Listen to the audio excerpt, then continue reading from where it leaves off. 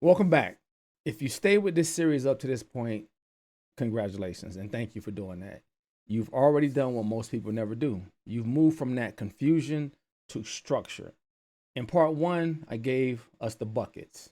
In part two, I showed us how to align those buckets. Part three put us on track of how everything is going to come in and how it goes out so we can actually see it. Today, part four is where the system becomes permanent. We're going to lock it in. This episode is about stability, not motivation, not hustle, stability. We're going to talk about how to stabilize your lifestyle money so it stops going up and down, fluctuating every month. Then we're going to go and build a personal wealth map for your family. And finally, we're going to cover how to adjust your buckets as income changes. Because as we all know, life's going to change. And I, for one, would rather direct the change than just flowing with it. And this is how families stop starting over financially. So let's get into it.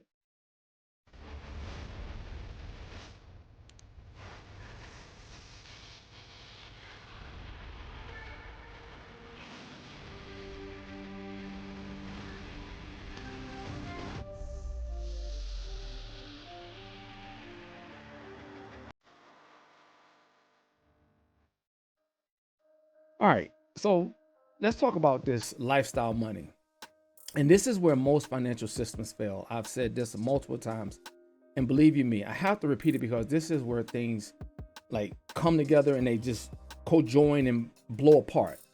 And it's not because people are careless, but because this bucket touches something that I talk about in my book, and that's emotions. It touches comfort, it touches our habits, it touches convenience, and it also touches family pressure. Most people let lifestyle money expand when income increases. Then they start to panic when income slows down.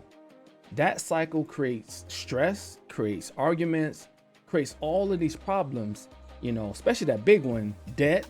And then we just get to a place where we just get burnt out and we don't want to do anything. So here's the key principle. A stable lifestyle creates a stable future. If your lifestyle bucket is unpredictable, everything else is going to suffer.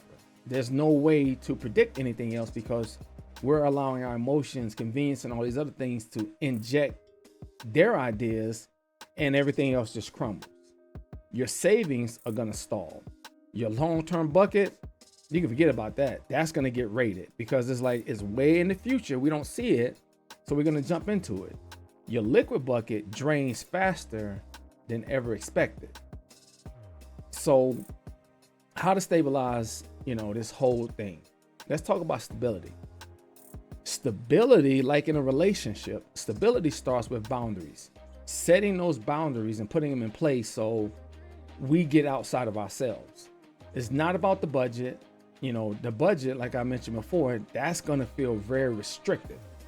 And if you're like me as an adult, I don't want to be restricted. I spent 32 years in the military, and I'm not saying the military was restrictive, but there were guidelines. And of course, I still shave. I still carry myself as a professional, but there were so many rules and so many guidelines that a lot of things felt very rigid. But I also understood that those boundaries were put in place to protect as well and keep the peace. Okay. So your baseline is the amount required to live comfortably without stress. Let me say that one more time. Your baseline is the amount required to live comfortably without stress. Now, I know people saying, okay, my baseline, but I might need a little bit, not luxury. Remember, this is baseline. This is not about luxury, not about deprivation, and definitely it's a place where you should be comfortable, okay? But not living outside of your means. This includes housing, the utilities. Matter of fact, write these down. Housing, utilities, food, transportation, your insurance, all of the subscriptions, and then basic family needs. Once you identify that number, it becomes your lifestyle anchor. This is what's going to solidify. These are those 50% that we really have to have. And remember, last episode I talked about the different types of subscriptions. Not going to go back into that. Please check out episode 3. if you want to see what those were. You do not casually move it. Okay. This is not something that it's a non-negotiable. It's not something that you want to give yourself wiggle room. There's no wiggle room here, especially that first three: housing, utilities, and groceries. You have to have those in place. And then we're going to move on to the next part. We're going to separate our needs from our upgrades. Most people confuse needs with upgrades. A need, think about it like this. A need keeps life functioning. All right. Some of us may think that the nails and the pedicures, manicures, and hooking up the cars, electronics, my weak spot. I like electronics. I really do. But that's not going to keep life functioning. Now, an upgrade, that's going to improve comfort. Okay. It might make things a little bit better. But here's the thing. Upgrades should never be automatic. I'm not saying you can't get the iPhone 17 or the next one, the 18, or the Galaxy S25, 26. You know they're coming. Every year they're coming. And how many upgrades do you need? But that should not be automatic. That next one's coming out, I'm going to get it. Or this is coming out, I'm going to get it. Okay. They should be intentional and very temporary. Unless your income starts to go up. If your income moved up, okay, then that growth could be permanent. But if it doesn't move up, then you don't want to go messing with that.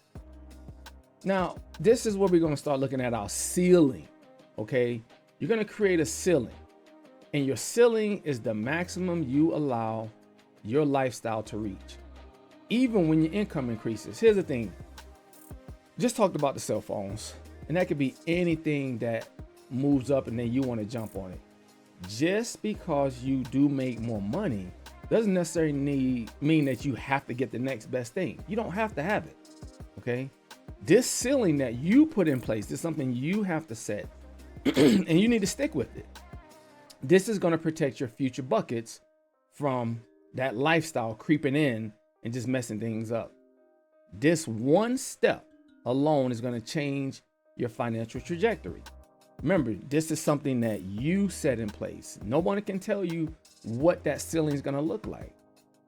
And then I often get this question right here. Why stability feels boring? And here's the thing you got to remember. It's going to feel boring. But in the long run, you're going to win. In the beginning, let's be honest, stability feels boring compared to constant change. But boring systems, they win. They win. When people are in an Olympics and they're training, they're doing the exact same boring training regimen, but they stick to the basics. They go out there and crush it. Wealthy families do not constantly change how they live. They change how they invest, they change how they save, and they change how they plan. Their lifestyle stays relatively predictable. When your lifestyle is stable, guess what happens? Your bills stop surprising you. Cash flow smooths out.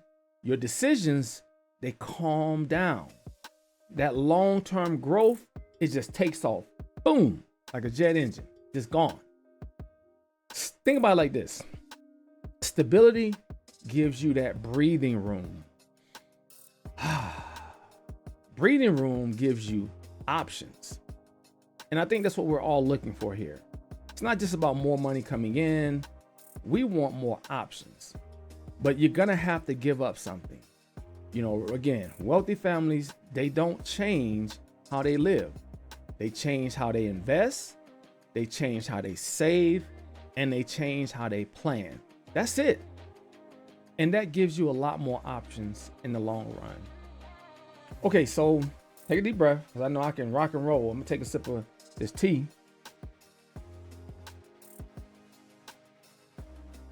Let's talk about the wealth map.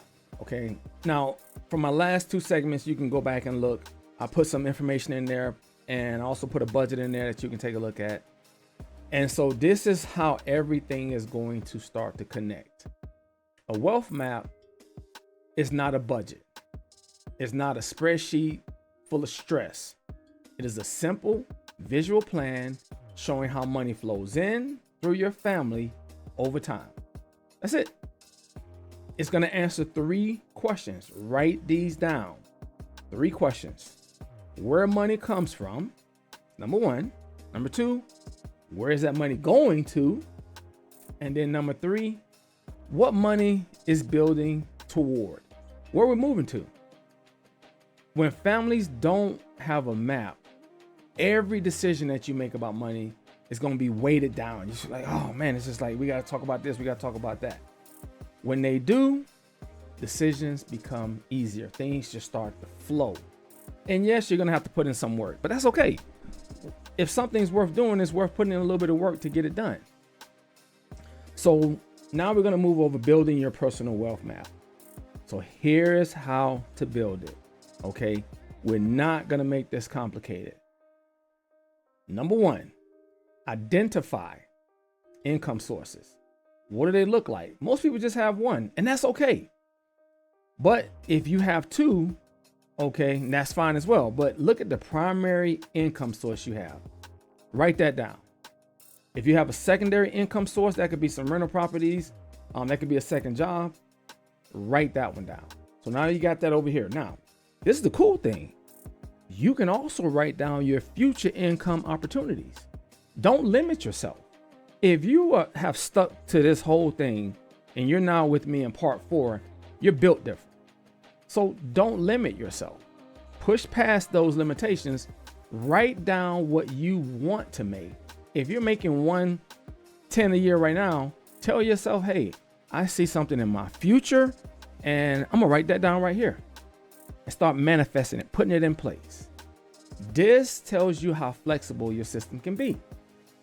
Now, step number 2, and I'm gonna take a breath because you know me, like I said, I have a tendency to just rock and roll with this information. You're gonna assign income to buckets intentionally. Every dollar flows in the same path. Liquid for access, living for stability, and locked for that future growth. And here's the thing. We are all very creative. We can do a lot of things as humans. Here, there's no improvising. Stick with this. Again, liquid for access, living for stability, and locked for growth. No improvising whatsoever. Don't mess with it. Step 3, define long-term objectives. Retirement stability, debt freedom, family support, legacy goals, building your legacy. Whatever those are, figure out what it is and write them down. You have to define your long-term objectives. Here's the thing, as humans, when we have these goals, when we have long-term objectives just sitting out there in front of us and we're always looking at them, guess what? When we're focused on those right in front of us, it's hard to see all this stuff on the left and the right. It's hard to see like, hey, this is something new that came up or this just popped up. I'm focused on my goals and I'm focused on my objectives, okay? And they could be different for everybody. But one thing you definitely want to make sure you have in this is retirement stability. The debt freedom, family support, legacy goals, it depends on who you are. If retirement is 1/3 of our life, we only get one shot to do that right. So make sure retirement stability is inside of those long-term objectives. That lock bucket it exists to serve these objectives. Like I said, if we keep looking at that, we're less likely to dip our hand into it. All right. Without them, saving, it feels pointless. And we're more likely to mess with it because like, what's the point?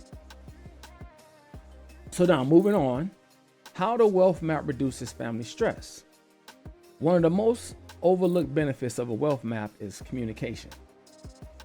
I know for me, for a while in my 20s and my 30s, I didn't want to talk about money because I felt like it's something that I should know. When I got married, same thing. I felt like, hey, it's my responsibility to take care of this, take care of that.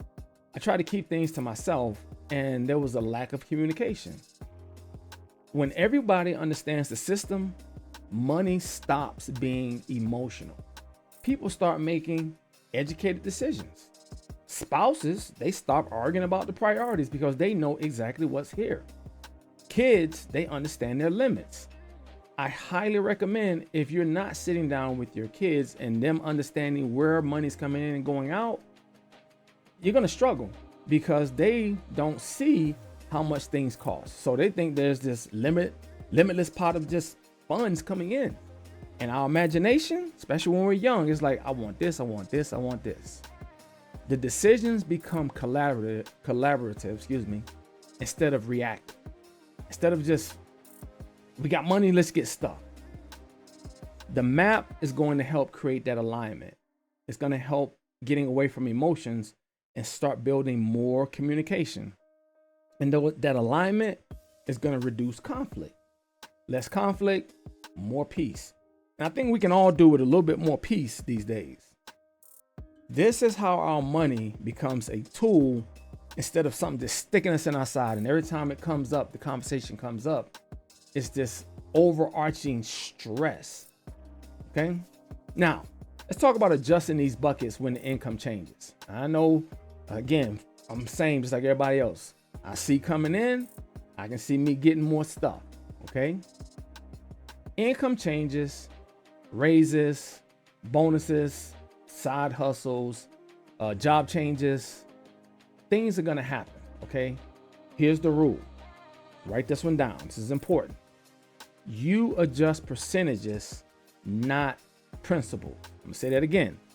Adjust percentages, make some changes, but not the basic principles of this whole wealth map. Okay. When income increases, you don't have to immediately upgrade your lifestyle. That's not a necessity. Me and my son just went shopping today, and he's 9 years old and he has money. He's like, I want to buy something. He feels like he has money, so he wants to buy. And at that age, I get it. You have money, so now I want to get X, Y, and Z, but we still have to talk about a budget. Even at that age, we have to bring him in and remind him about the wealth map that we look at as a family. And then the light bulb goes back on, and it's like, oh, that's right, Dad. So we have to remind ourselves, our kids, okay? Just because we have money doesn't necessarily mean that we need to upgrade anything. You want to increase that lock contribution first. If something's coming in, think about the future, because it's going to happen, whether you want it to happen or not. It's coming. Put something over there. You review lifestyle later. That lifestyle has a moment to grow later. When income decreases, you can protect the lifestyle baseline. You reduce those extras, not the essentials. Those essentials, the household, the house, mortgage, the rent, those utilities, those groceries, you can't mess with that. You want to preserve that structure. This is going to keep your system intact regardless of income fluctuations. So let's look at an example. Let's take out another piece of paper. We're going to look at a quick example.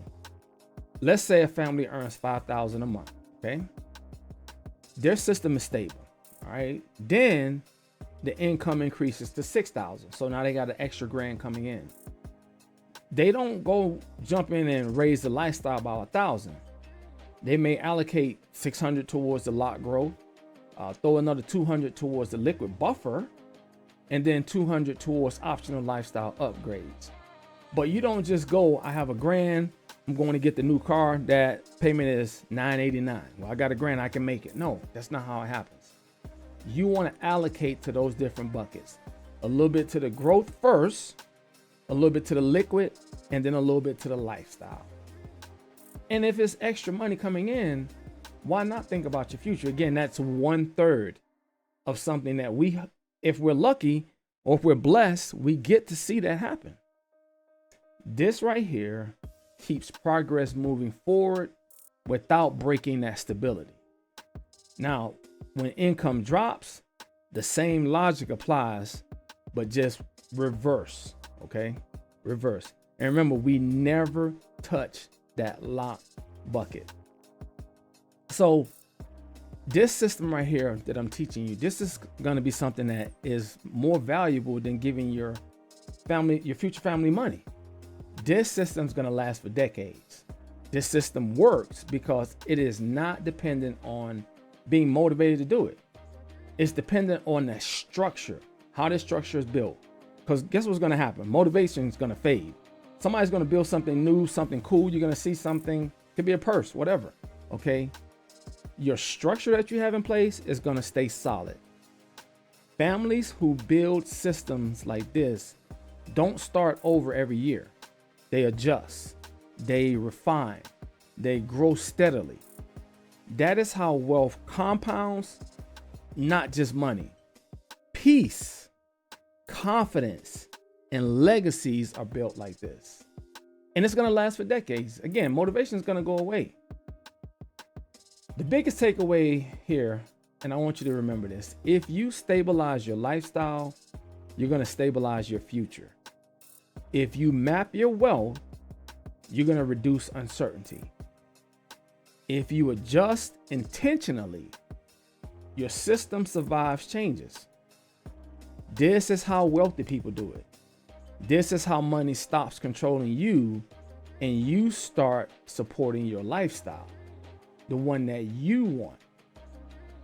So if this episode brought some clarity, share it with somebody else that's trying to build, now and on right into 2026. If you miss any part of this series, go back and listen in order. Each part is going to build on the last. This is not about being perfect. It's not about perfection. It's about consistency, and consistency always wins. I hope you have a great day. Let's continue to get that financial freedom, and God bless and take care.